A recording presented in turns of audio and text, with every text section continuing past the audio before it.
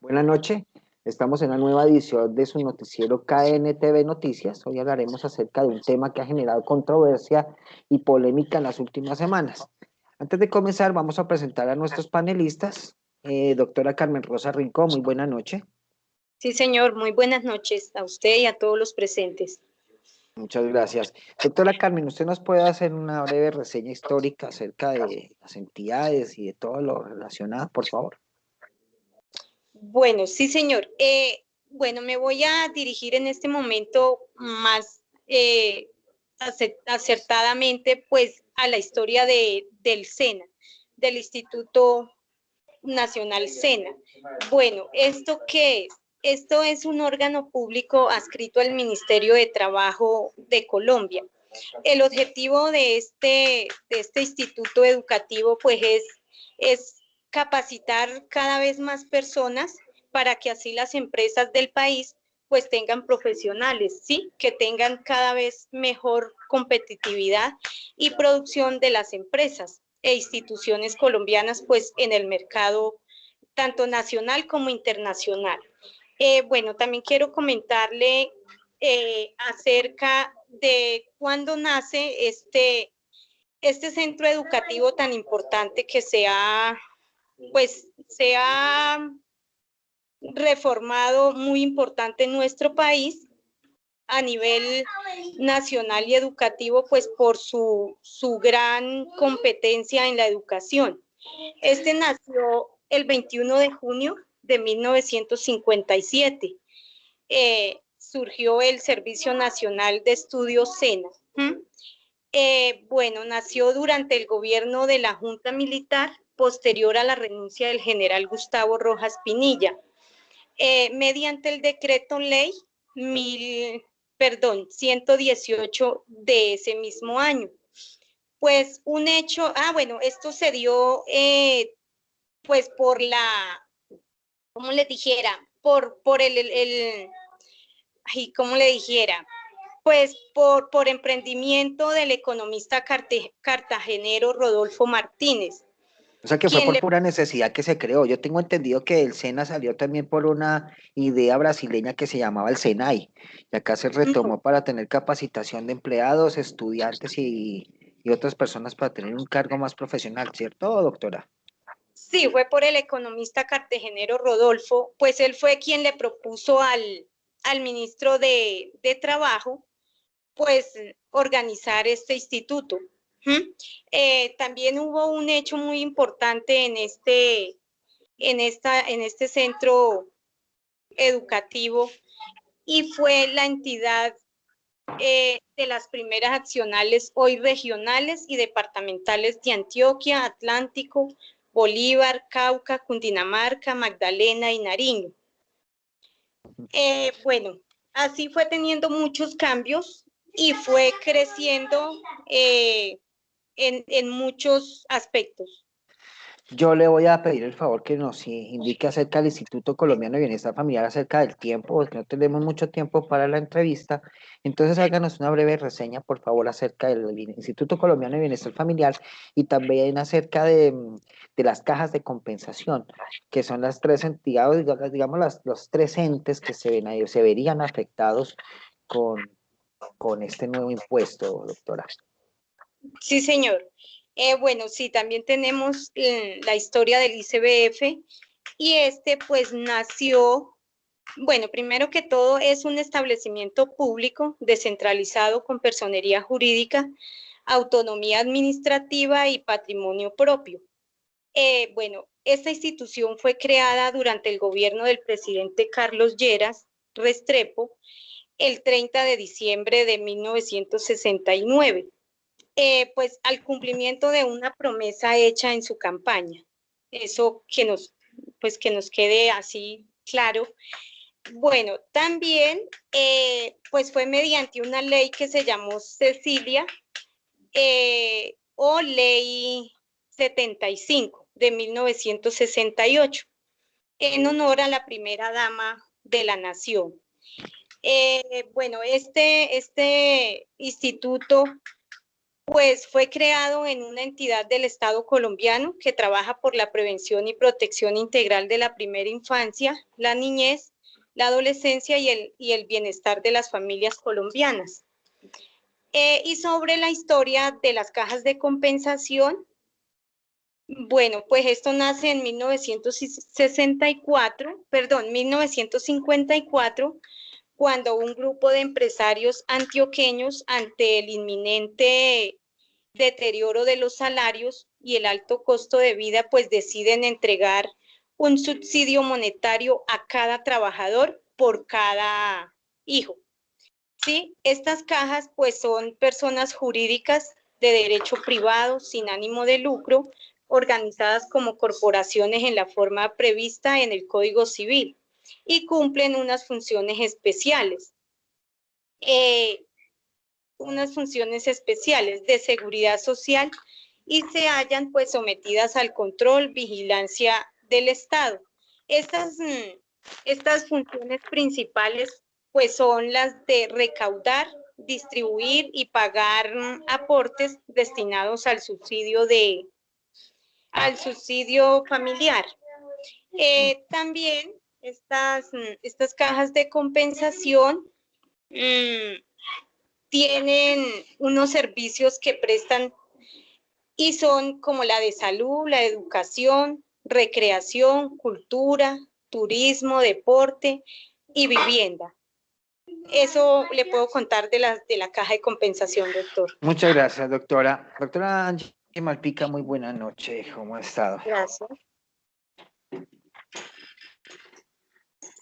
Aló, buenas noches. Buenas noches, doctores. Qué pena. ¿Cómo está, doctora Angie? Nosotros sabemos que usted tiene conocimiento amplio sobre el nuevo impuesto y de qué se trata, cómo es la introducción, cómo se va a manejar. Bueno, el nuevo impuesto a través de la reforma de este año, que empieza a regir a partir del 1 de enero del 2013, se llama Impuesto sobre la Renta para la Equidad, CRE, que pues significa el aporte de las empresas. Este se crea a partir del 1 de enero y pues el impuesto, como el aporte que es el aporte que hace el contribuyente, o sea, las sociedades y personas jurídicas y asimiladas, son prácticamente contribuyentes declarantes del impuesto sobre la renta y complementarios en beneficio a los trabajadores y pues la generación del empleo. Hay que tener en cuenta que el hecho generador para este impuesto lo constituye la obtención de ingresos que sean susceptibles de incrementar el patrimonio de los sujetos pasivos, pues eso en el año o periodo gravable, de conformidad con lo establecido en la ley 1607. Esto quiere decir a partir del 1 de enero hasta el 31 de diciembre, lo que sea incrementación de patrimonio para sociedades o para personas jurídicas.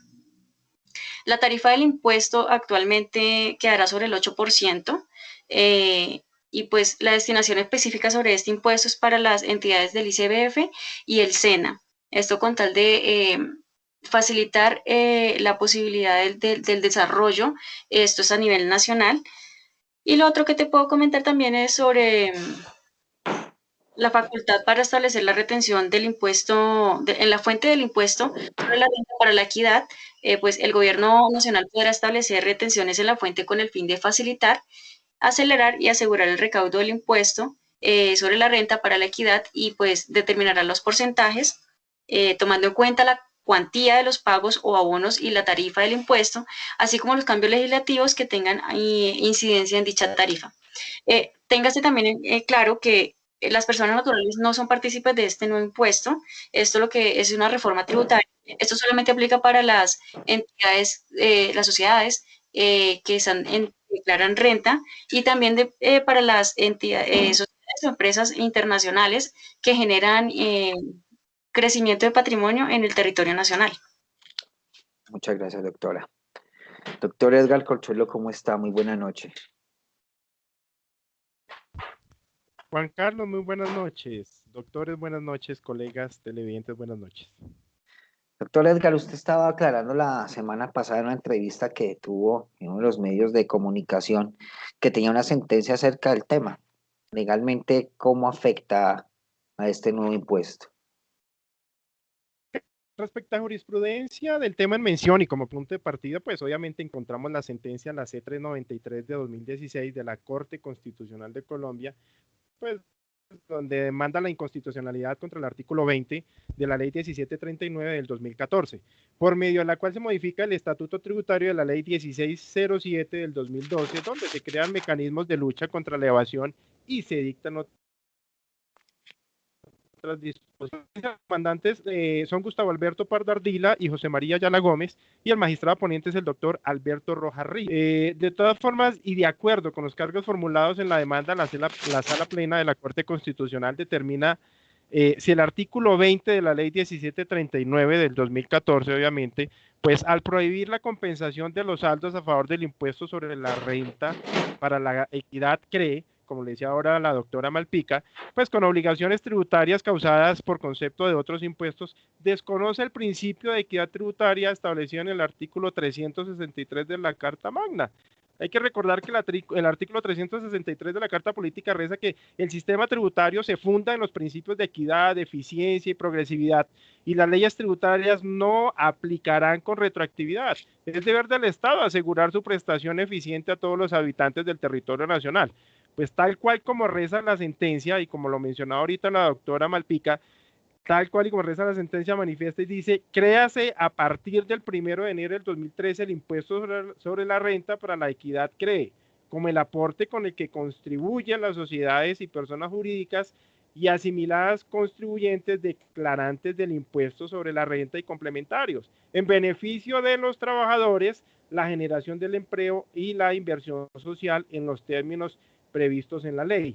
Hay que tener en cuenta que su objetivo principal está dado por sustituir los aportes, como ya lo mencionaban ahora mis colegas, los aportes al SENA, al ICBF y a la salud, exonerando pues del pago de estos a los aportes sujetos del impuesto, siempre y cuando cuenten con trabajadores que devenguen pues menos de 10 salarios mínimos legales mensuales vigentes. Digamos que en la exposición de motivos presentada al Congreso de la República, el ministro de Hacienda y Crédito Público se refirió a la finalidad del impuesto sobre la renta para la equidad CREE, digamos con el objeto principal de esta reforma, buscando la generación del empleo y la reducción de la desigualdad. Ya para finalizar, Juan Carlos, y concluir del tema de la norma, se desprende que el impuesto sobre la renta para la equidad CREE es un tributo con destinación específica sobre la renta y obviamente pues para la financiación de programas en inversión social en beneficio de la población más necesitada del país y pues obviamente usuarios del SENA y del Instituto Colombiano de Bienestar Familiar. Muchas gracias, doctor. Ya para terminar, entonces, vamos con nuestra panelista Lorena Campo, quien ella es más especialista en cómo se manejan este tipo de impuestos, cómo se va a liquidar. Explíquenos más al detalle, doctora Lorena. Buenas noches. Muy buenas noches, Juan Carlos. Buenas noches, colegas. Muy buenas noches, doctores. Buenas noches, estimados televidentes. Bueno, inicialmente es importante aclarar que adicional a que este impuesto tiene pues algunos beneficios referente a la renta, también es importante mencionar que los dos ítems que hacen parte de este impuesto, que son el ICBF y el SENA, hacen parte de los parafiscales que se deben pagar por los trabajadores. Y es importante mencionar que hacen parte de este sistema de protección social. Y este sistema de protección social básicamente, ¿qué es? Es un conjunto de políticas públicas que se encuentran orientadas a disminuir la vulnerabilidad y a mejorar la calidad de vida de los colombianos y especialmente las personas más desprotegidas. Esto lo encontramos en la ley 789 del 27 de diciembre del 2002, más específicamente en el artículo 1, en su inciso número 1.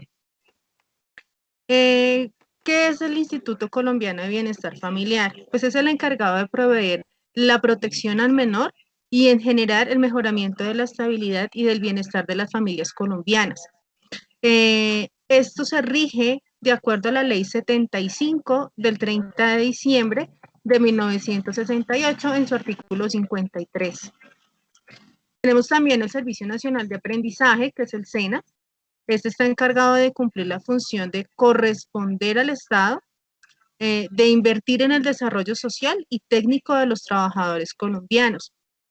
Nos ofrece y ejecuta la formación profesional integral para la incorporación y el desarrollo de las personas en actividades productivas que contribuyan al desarrollo social, económico y tecnológico. Este aporte está regido por la Ley 119 del 9 de febrero de 1994 en su artículo 2.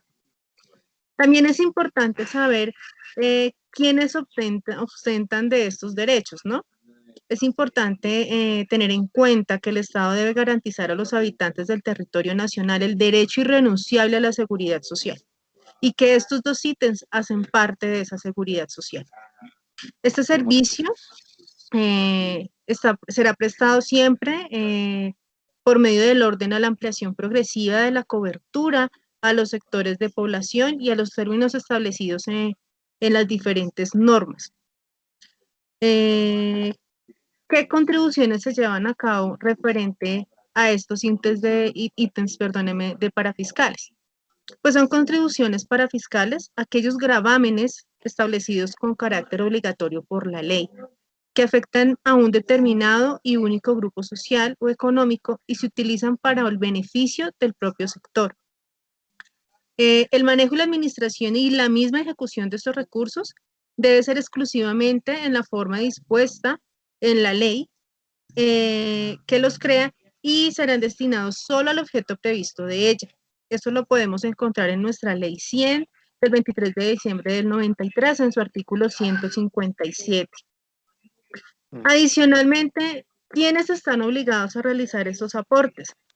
Pues están obligados a realizar estos aportes los servidores públicos o privados, los trabajadores independientes, las entidades o universidades públicas con régimen especial de salud, las agremiaciones y asociaciones, las cooperativas y precooperativas de trabajo asociado, las misiones diplomáticas, los consulares o de organismos consulares, organismos multilaterales no sometidos a la legislación colombiana, aquellas organizaciones administradoras del programa de hogares de bienestar y los pagadores de aportes de los concejales municipales o distritales e incluso los pagadores de los aportes de los ediles.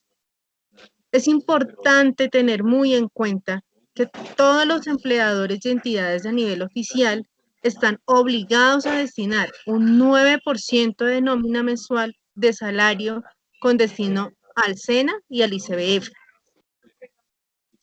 Estos aportes son canalizados a través de autoliquidaciones y se hacen en unos porcentajes. Entonces, para el ICBF se deja un 3% y para el SENA un 5%. Estamos hablando de un 9%, pero el 4% restante va a cajas de compensación, que pues para el caso no vamos a ahondar en el tema de las cajas de compensación, ya que el impuesto a la equidad solo lo conforman ICBF y SENA.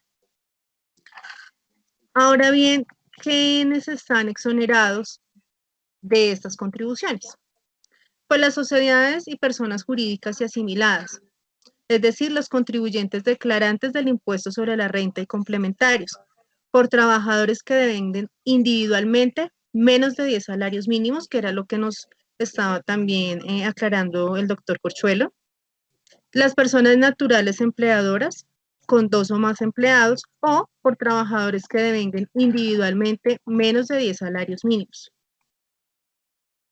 Los consorcios, uniones temporales y patrimonios autónomos.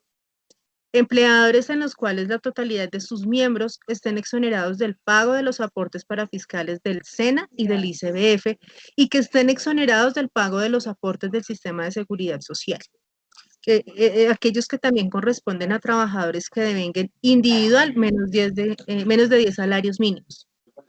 Y también tenemos exonerados a los contribuyentes del impuesto sobre la renta y complementarios, que ya lo habíamos manifestado, y que esto se liquida, que este impuesto se liquida a la tarifa prevista en el inciso 1 del artículo 240 del Estatuto Tributario Nacional. Adicional, aquellos contribuyentes con rentas grabadas a cualquiera de las tarifas de que tratan los parágrafos 1 al 4 del mismo artículo 240, les recuerdo, del Estatuto Tributario Nacional. Como estos aportes lo hacen los empleadores, ellos son los que deben reportarlo. Hay algunos que están exonerados. ¿Cuáles son estos empleadores exonerados? Las personas naturales que tengan un solo empleado, los empleadores cuyos trabajadores ganen más de 10 salarios mínimos, las entidades calificadas en el régimen tributario especial, las zonas francas. Esto está reglamentado por el Estatuto Tributario Nacional en su artículo 114 y el Decreto Único Reglamentario 1625 del 11 de octubre del 2016. Es más exactamente en su artículo 1.5.1.4.1 de manera parcial. Para hacer este tipo de autoliquidaciones y de aportes se manejan unos plazos, ¿sí? Y se hace de acuerdo al mes. Entonces, para las personas que tienen su cédula terminada de 0 a 7, es el día 2, de 8 a 14 es el día 3, del día 15 al 21 de cada mes es el día 4, del día 22 al 28, perdónenme, de los de cédulas terminadas del 22 al 28 es el día 5, cédulas terminadas entre el 29 y el 35 sería el día 6, cédulas terminadas del número 36 al 42 sería el 7, cédulas terminadas del 43 al 49 serían los días 8, del 50 al 56 los días 9, del 57 al 63 los días 10, del 64 al 69 los días 11, del 70 al 75 día 12, del 76 al 81 día 13, del 82 al 87 día 14, del 88 al 93 día 15 y del 94 al 99 día 16. ¿Cómo se deben hacer o efectuar estos pagos? El pago de aportes a Seguridad Social Integral o a los mismos parafiscales se deben hacer los aportantes y los pagadores cuyo número de cotizantes, para el caso de los pensionados, ¿sí? Que se encuentren en una tabla que se maneja de acuerdo a los reglamentos de la UGPP, se deberán hacer por pila. Y realmente todo esto se hace por medio de la planilla única de liquidación, PIL. O sea que en eso sí no cambió la planilla sí se sigue utilizando normalmente. Sí, correcto, la planilla se sigue utilizando normalmente. Los aportantes y los pagadores de pensiones que cuenten con hasta 2 cotizantes, y aquellos en los municipios de categoría 5 y 6 que cuenten con hasta 4 cotizaciones podrán utilizar para el pago de sus aportes al Sistema de Seguridad Social Integral y para fiscales SENA y CBF cualquier modalidad de planilla, bien sea electrónica o asistida. Entonces, ¿cuál es la electrónica? Donde yo hago todo mi trámite vía web, ¿sí? Y la electrónica, pues es en los diferentes puntos de mi planilla o de la planilla electrónica que tienen destinado el Estado para hacer estos pagos de manera presencial o entonces, asistida. bancos, PSE, lo mismo, Baloto. Sí, exacto. El PSE sería de manera electrónica. Sí, es para aclarar a los televidentes, sí señora. Sí, señor. Adicionalmente tenemos el tema de las personas independientes. Los cotizantes independientes deben hacer este pago, pero siempre y cuando el ingreso a base de cotización se encuentre en la tabla, que también se autoliquida de acuerdo con la UGPP, y deben pagar sus aportes utilizando la misma planilla mediante la modalidad de planilla electrónica a partir de unas fechas que están determinadas. Los cotizantes independientes con ingresos base de cotización menor a 2 salarios mínimos legales vigentes y aquellos cuya base de cotización sea inferior a de 2 a 4 salarios mínimos, residentes en municipios de categoría 5 y 6 podrán utilizar cualquier modalidad de planilla, bien sea electrónica o bien sea asistida. El número de cotizantes al que se refiere el numeral 1 del artículo como tal se determinará como la sumatoria de todos los cotizantes vinculados. Entonces, como ya habíamos hablado anteriormente, aplica para algunas, dependiendo el número de trabajadores que tenga, ¿sí? Entonces, dependiendo de ese número de trabajadores, asimismo se van a realizar estos aportes, ¿sí? Es importante tener en cuenta cuáles son esos independientes que nos aplican para hacer esta cotización. Entonces, trabajadores por cuenta propia, independientes con contrato diferente a prestación de servicios e independientes con contratos de prestación de servicios personales, ¿sí? Esta es una modalidad que se trabaja más que todo para el tema de las profesiones como abogados, algunos psicólogos, también en el tema de medicina también se maneja esta prestación de servicios personales, bueno, y en diferentes ramas, ¿no? No necesariamente tiene que ser mano de obra calificada. Y pues básicamente, doctor Juan Carlos y televidentes, compañeros, colegas, doctores, es a grosso modo la manera en cómo se debe realizar los aportes de estos dos ítems que hacen parte del impuesto a la equidad. Muchísimas gracias por su explicación, doctora. A todos ustedes, muchísimas gracias. No sé si quieran aclarar algo más antes de terminar nuestro noticiero. No sé si quieran aclarar algo a los televidentes. No, señor. Por mi lado, está todo más que claro con el aporte de la doctora Lorena Campo y con la jurisprudencia que ha dictado el doctor Edgar Corchuelo. Perfecto. Gracias. Bueno, no siendo más, Sí, no, entonces, muchas gracias. Doctor Juan muchísimas Carlos. gracias a todos ustedes por haber participado en este noticiero, por haber venido. Muchas gracias por su tiempo. Gracias a todos nuestros televidentes. Que pasen muy buena noche y en una próxima oportunidad estaremos de nuevo. Que pasen muy buena noche a todos. Feliz. Gracias. Buenas Juan noches, Carlos, doctor, muchas que pase muy gracias. buena noche. A Buenas ustedes, noches, Gracias, que Juan estén doctor. Carlos, bien. compañeros, muchas gracias. Muchas gracias Gracias, a sí, todos. señor, igualmente. Gracias para Vale, muchas todos y gracias. también un saludo muy especial al doctor Alejandro Niño. Muchas gracias. Que estén muy bien. Ok. Que estén